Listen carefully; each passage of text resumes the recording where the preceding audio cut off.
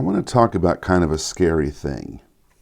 So here you are living your life, maybe with a spouse or maybe with kids, and you're on this life of purpose. You're pursuing your dreams, you're pursuing your best life, and all of a sudden someone on this journey drifts off course and they begin to live in a way that is very concerning.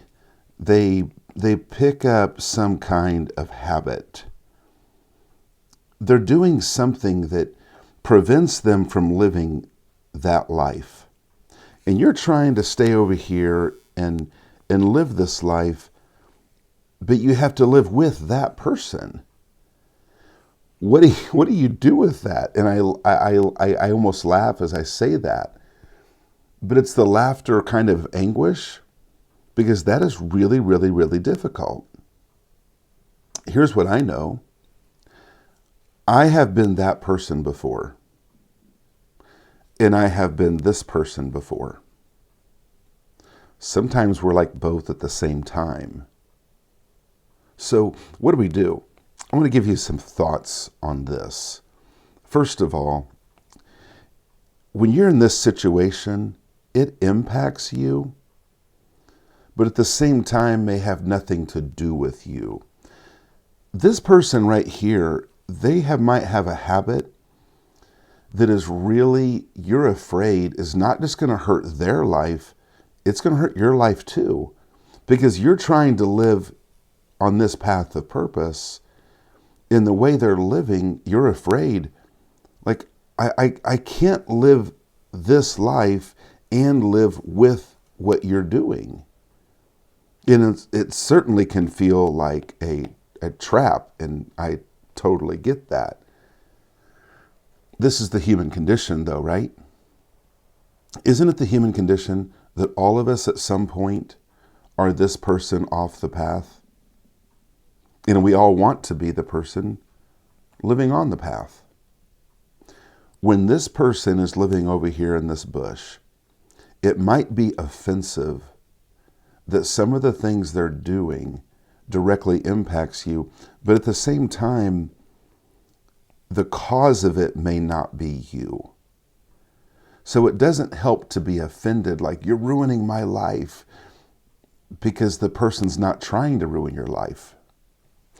Second thought, be open to the reality that you changing might be as important as them changing. You might think, well, hey, you're contradicting this statement. Let me explain it this way.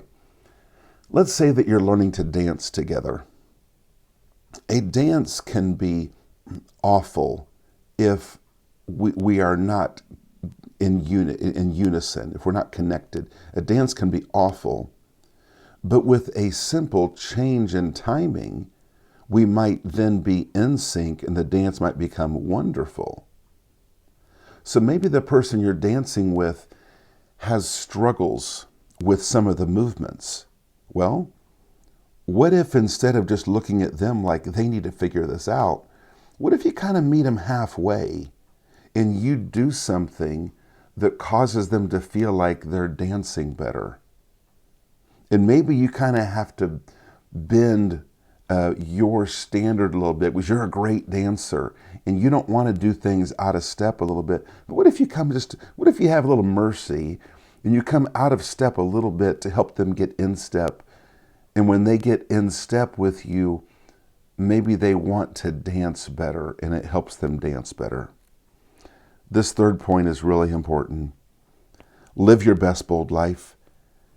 Fixating on their need for change will make things worse. Could you imagine having a relationship? Whenever the person talks with you, you can tell they're trying to get you to change. Does it help? Not at all. Actually, you don't want to be around that person. You just don't want to be around them. Here's what I know.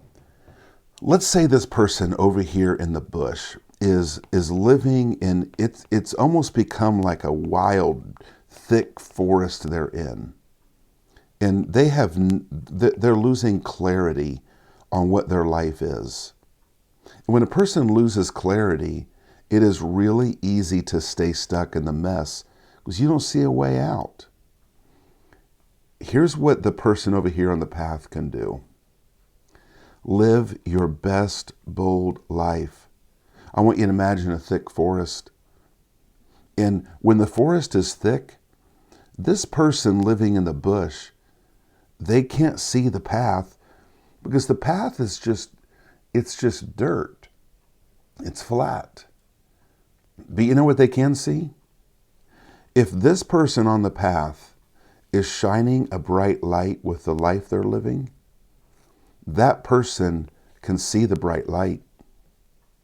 And that is why it is so critical that if I, on this path, want to help someone in my life experience change, I've got to live my best bold life. That is the best thing I can do for them. It's not looking at them and saying, here's how you need to change. It's to look at oneself and say, what am I not facing in my own life? What are the things I'm afraid of? What are my insecurities?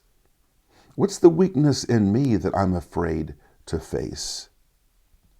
So if this person will consider their own life and think, this person right here, if they think, I've got something in me I need to face. I've got a weakness I've been afraid of. I need to face my own weakness, make sure I'm living my best bold life. And when I do that, my life can shine a light so bright that other people in my life, even if they're lost out in the woods, can see my life and be impacted. And then finally, get outside help. Get outside help in order to get out of your own head and to get some perspective. Get outside help. We do this with everything else in life. We get outside help. If our car breaks down, we don't sit there in embarrassment and frustration for months about it. We call a mechanic. We drop it off a mechanic. Please help me with this. We do this with physical problems we have in our body. And it certainly, when it comes to these key relationships, like with a spouse or with our kids, it is totally okay. It's really helpful to get help from someone that's outside of the perspective to give some support. So that's my thoughts to you on how to help someone change.